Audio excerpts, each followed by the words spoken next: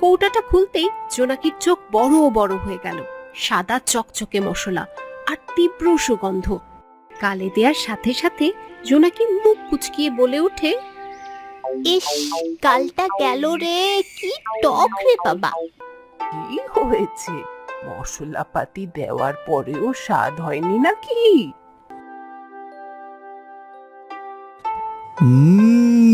কি মিষ্টি আচার রে।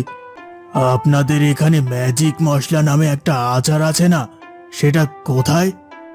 ওই তো সামনের ওই বাড়িটায় মহেশদের, ওর ছেলে পেলে এগুলো বিক্রি করে।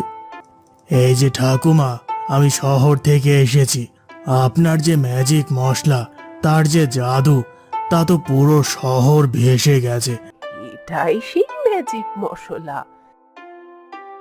ধীরেন বাবু মনে মনে বলে, এই মশলা একবার হাতে পেয়ে গেলে কোটি টাকার ব্যবসা করা যাবে।